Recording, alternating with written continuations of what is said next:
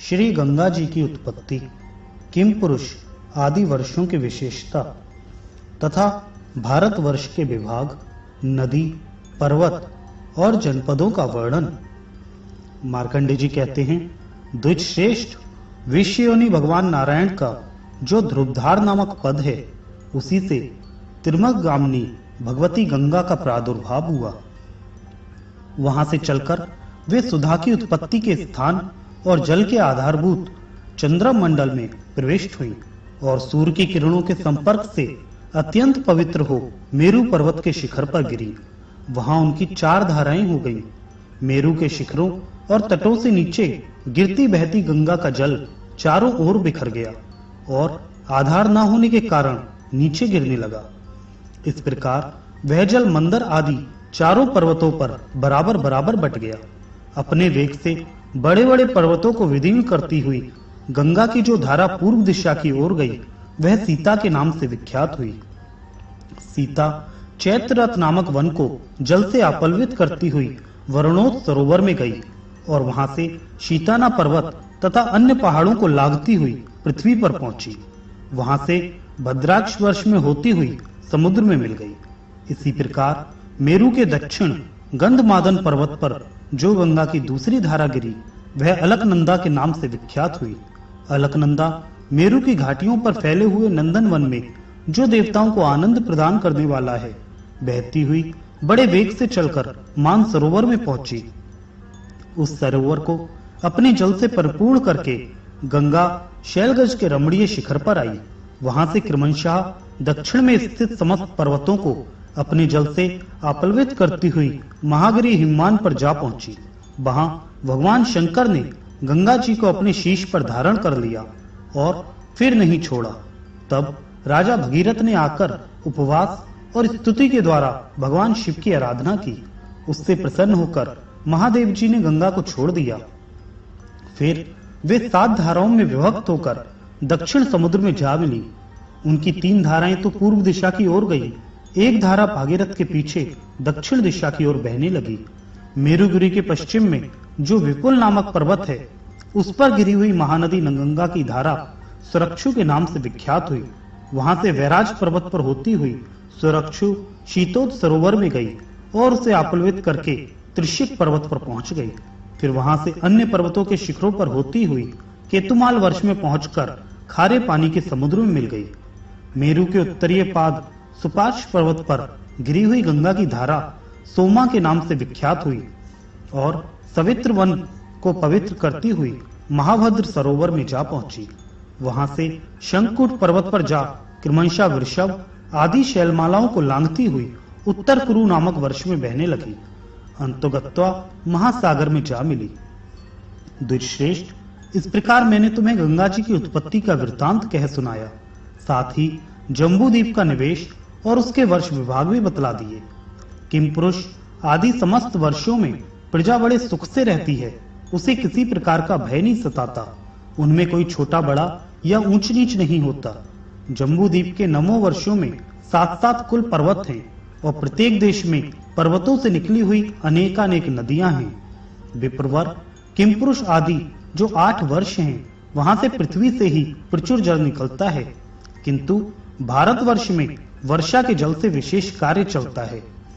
उक्त 8 वर्षों में वार्छी, स्वाभाविकी, देश्या, तोयोत्था, मानसी तथा कर्मजा सिद्धियां मनुष्यों को प्राप्त होती हैं। कामना पूर्ण करने वाले कल्पवृक्ष आदि वृक्षों से जो सिद्धि प्राप्त होती है, उसे वार्छी सिद्धि कहते हैं। स्वभाव से ही प्राप्त होने वाली सिद्धि स्वाभाविकी कहलाती है। देश से या स्थान विशेष से जो कार्य सिद्धि होती है, उसका नाम देश्या है। जल की सूक्ष्मता से होने वाली सिद्धि को तोयोत्था कही गई है। ध्यान से ही प्राप्त होने वाली सिद्धि को मानसी कहते हैं तथा उपासना आदि कर्म से जो सिद्धि प्राप्त होती है, वह कर्मजा कहलाती है। किम पुरुष आदि वर्षों में युग की व्यवस्था और आदि व्याधि नहीं है। वहां पाप पुण्य का अनुष्ठान भी नहीं देखा जाता। क्रौष्टिक ने कहा, भगवान, आपने जम्बूद्वीप का संक्षेप से वर्णन किया, किंतु महाभाग, अभी अभी आपने जो ये कहा कि भारतवर्ष को छोड़कर और कहीं किया गया कर्म पुण्य और पाप का जनक नहीं होता, केवल भारतवर्ष से ही मोक्ष तथा स्वर्ग, अंतरिक्ष एवं पाताल आदि लोगों की प्राप्ति हो सकती है। मनुष्यों के लिए और किसी भूमि पर कर्म का विधान नहीं है, केवल यह भारत ही कर्म भूमि है। अतः भारतवर्ष का वृतांत विस्तार के साथ बतलाइए, जितने इसके भेद हों, जैसी इस देश की स्थिति हो और जो यहाँ पर्वत हों, उन सबका भलीभांति वर्णन कीजिए। मार्कंडे जी कहते हैं, ब्राह्मण सुनो, भारतवर्ष के 9 विभाग हैं, उन सबके बीच में समुद्र का अंतर है। अतः एक विभाग के मनुष्य का दूसरे विभाग में जाना असंभव है। उक्त 9 विभागों के नाम इस प्रकार हैं: इंद्रदीप, कशेरुमान, ताम्रवर्ण, गवस्तिमान, नागदीप, सौम्यदीप, गांधर्वदीप, वारुणदीप और नवा ये भारतवर्ष। भारत भी समुद्र से घिरा है। यह उत्तर से दक्षिण तक 1000 योजन बड़ा है। इसके पूर्व में किरात और पश्चिम में यवन रहते हैं। बीच में ब्राह्मण, क्षत्रिय, वैश्य और शूद्रों का निवास है। ब्राह्मण आदि वर्णों के लोग यहाँ यज्ञ, शस्त्र ग्रहण और व्यवसाय आदि कर्मों से अपने को पवित्र करते हैं तथा इन्हीं से इनका जीवन निर्वाह भी होता है। इतना ही नहीं, इन्हीं कर्मों से स्वर्ग, मोक्ष और पुण्य प्राप्त करते हैं तथा इन्हीं को ठीक ठाक न करने से इन्हें पाप भोगना पड़ता है। महेंद्र, मलय, सहे, शुक्तिमान, ऋक्ष, विंध्य और पर्यात्र ये 7 ही यहाँ कुल पर्वत हैं। इनके निकट और भी हजारों पर्वत हैं। ये सभी अत्यंत विस्तृत, ऊंचे तथा रमणीय हैं। इनके शिखर भी बहुत से हैं। इनके सिवा कोलाहल, वैव्राज, मंदर, दुर्दुरचाल, वात्स्वन, वैद्युत, मैनाक, स्वरस, तुंगप्रस्थ, नागगिरी, रोचन, पांडुराचाल, पुष्पगिरी, दुर्जयंत, रैवत, अर्वुद, ऋष्यमुख, गोमंत, कूटशैल, कृतस्मर, श्री पर्वत और चकोर आदि सैकड़ों पर्वत और हैं, जिनसे मिले हुए मिलेच्छ और आर्य जनपद विभाग पूर्वक स्थित हैं। वे लोग जिन शेष नदियों का जल पीते हैं, उनके नाम सुनो: गंगा, सरस्वती, सिंधु, चिनाब, यमुना, सतलज, झेलम, रावी, कुहू, गोमती, धृतपापा, त्रहुदा, दृष्टि, विपाशा, देविका, रंक्षु, निश्चिरा, गंडकी, कोसी ये सभी नदियां हिमालय की तलहटी से निकली हुई हैं। वेद स्मृति, वेदवती, विदर्गी, सिंधु, वेणा, सागंदना, सदनीर, मही, पारा, नर्मणवती, नूपी, विदिशा, वेतवा, क्षिप्रा तथा अवंती इन नदियों का उद्गम स्थान पर्यात्र पर्वत है। महानद सोन, नर्मदा, सुरथा, अद्रिजा, मंदाकिनी, दशार्णा, चित्रकूटा, चित्रोत्पला, तमसा, कर्मोदा, पिशाचिका, पिप्पल श्रोणी, विपाशा, वंजुला, सुगिरेजा, शुक्तिमती, शकुली, त्रिविक्रम और वेगवहानी ये नदियां स्कंद पर्वत की शाखाओं से निकली हैं। चित्रा, पयोणी, निर्विघ्ना, तापी, निषधावती, वेणवा, वैतरणी, सिनवाली, कुबुंदिती, करतोबा, महागौरी दुर्गा तथा अंतः शिवा ये पुण्य सलिला कल्याणमयी नदियां विंध्याचल की घाटियों से निकली हैं। गोदावरी, भागीरथी, कृष्णवेणी, तुंगभद्रा, सुप्रयोगा, ब्रह्मा तथा कावेरी ये श्रेष्ठ सह पर्वत की शाखाओं से प्रकट हुई हैं। कृतमाला, ताम्रपर्णी, गुर्जा और उत्पलावती ये मलयाचल से निकली हैं। इनका जल बहुत शीतल होता है। पितसोमा, ऋषिकुल्या, इक्षुका, त्रिदिवा, लांगलिनी और वशंकरा ये महेंद्र पर्वत से निकली मानी जाती हैं। ऋषिकुल्या, कुमारी, नंदगा, मंदवहानी, कुशा और मलाशनी इनका उद्गम शुक्तिमान पर्वत से हुआ है। ये सभी नदियां पवित्र हैं, सभी गंगा और सरस्वती के समान हैं तथा सभी साक्षात ये परंपरा से समुद्र में मिली हैं। ये सब की सब जगत के लिए माता सदृश हैं। इन सबको पाप हरणी माना गया है। द्विश्रेष्ठ इनके अतिरिक्त और भी हजारों छोटी नदियां हैं, जिनमें कुछ तो केवल वर्षा काल में बहती हैं और कुछ सदा ही बहने वाली हैं। मतस, अश्यकूट, कुल्य, कुंतल, काशी, कोसल, अर्वुद, अर्कलिंग, मलक और ब्रक ये प्रायः मध्य प्रदेश के जनपद कहे गए हैं। सह पर्वत के उत्तर का भूभाग, जहाँ गोदावरी नदी बहती है, संपूर्ण भूमंडल में सबसे अधिक मनोरम प्रदेश है। वहीं महात्मा भार्गव का मनोहर नगर गोवर्धन है। वहाँ अनेक जनपद हैं।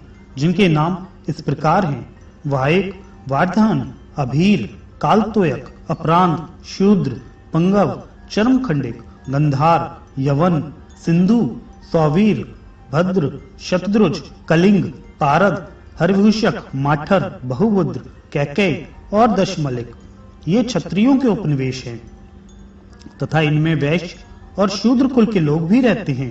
काम्बोज, दरद, बर्वर, हर्षवर्धन, चीन, तुषार, बहुल भयतोदर, आत्रेय, भरद्वाज, पुष्कल, कशेरुक, लंपाक, शूलकार, चुलिक, जागुड़, औषध और अनिवद्र ये सब किरातों की जातियां हैं। तामस, हंसमार्ग, काश्मीर, गणराष्ट्र, शूलिक, कुहक, ऊणा तथा दाव ये समसा देश उत्तर में स्थित है। अब पूर्व के देशों का वर्णन सुनो। अभ्रारक, मुद्रक, अंतरगिरी, बहिर्गिरी, पिलवंक, रंगेय, मालद, मलवर्तिक, ब्रह्मोत्तर, प्रविजय, भारगल, येमलक, प्रागज्योतिष, मद्र, विधेय, ताम्रलिप्तक, मल्ल, मगध और गोमंत ये पूर्व दिशा के जनपद हैं। अब दक्षिण दिशा के जनपद बतलाए जाते हैं: पांड्य, केरल, चोल, कुंतय, गोलांगल, शैलुष, मूशिक, कुसुम, वनवासक, महाराष्ट्र, महिषिक, कलिंग, आभीर, वैशिक्य, आटव्य, शवर, पुलिंद, विंध्यमालय, वैदर्भ, दंडक, पौरिक, मौलिक, अश्मक, भोगवर्धन, नैशिक, कुंतल, आंध्र, उद्भिद, वंदारक ये सभी दक्षिण प्रदेश के जनपद हैं। अब अपरांत देशों का वर्णन सुनो। सुपारक, कालिबल, दुर्ग, अनीकट, पुलिंद, सुमीन, रूपम, श्रापद, कुरिमन, काटाक्षर, कारसमर, लोहजंग, वाजेय, राजभद्रक, नसिक्याव, नर्मदा के उत्तर के देश, भीरुकच्छ, माहे, सारस्वत, काश्मीर, सुराष्ट्र, आवंतय और अर्बुद ये अपरांत प्रदेश हैं। अब विंध्य निवासियों के देश बतलाए जाते हैं: सरज, करुष, केरल, उत्कल, उत्मण, दशाण, भोज्य, किष्कंधक, तोशल, कोसल, त्रैपुर, वैदेश, तुम्बुर, तुम्बुल, पटु, नैषद, अन्नज, तुष्टिकार, वीरहोत और अवंती ये सभी जनपद विंध्याचल की घाटियों में बसे हैं। अब पर्वतीय देशों का वर्णन किया जाता है: निहार, हंसमार्ग, कुरु, गुरगुण, खस, कुंत प्रावरण, ऊण, दार, कृत्रक, त्रिगत, मालव, किरात और तामस ये पर्वतों के आश्रय में बसे हैं। इतने देशों से परिपूर्ण यह भारत वर्ष है। इसमें चारों दिशाओं के देशों की स्थिति है। इसमें सतयुग, त्रेता, द्वापर और कली इन चारों युगों की व्यवस्था है। भारतवर्ष के दक्षिण, पश्चिम तथा पूर्व में महासागर है और उत्तर की ओर धनुष की प्रत्यंचा के समान हिमालय पर्वत की स्थिति है। यह भारतवर्ष सब प्रकार की उन्नति का बीज है। यहाँ शुभ कर्म करने से ब्रह्मपद, इंद्रपद, देवलोक और मरुद्रोणों का स्थान भी मिलता है। इसी प्रकार यहाँ निंदित कर्म करने से मनुष्य को मरग, पशु, सर्प तथा स्थावरों की योनि भी मिल सकती है। ब्राह्मण, इस जगत में भारतवर्ष के सिवा दूसरा कोई देश कर्म भूमि नहीं है। ब्रह्मर्षि देवताओं के मन में भी सदा यह अभिलाषा रहा करती है कि हम देव योनि से भ्रष्ट होने पर भारतवर्ष में मनुष्य के रूप में उत्पन्न हों। उनका कहना है कि भारतवर्ष के मनुष्य यह कार्य कर सकते हैं जो देवता और असुरों के लिए भी असंभव है। किंतु खेद की बात है कि ये मनुष्य कर्म बंधन में बंधकर अपने कर्मों की ख्याति, अपनी कीर्ति फैलाने को उत्सुक रहते हैं और लेशमात्र सांसारिक सुख के प्रलोभन में पड़कर नित्य अक्षय सुख की प्राप्ति के लिए कोई भी कर्म नहीं करते।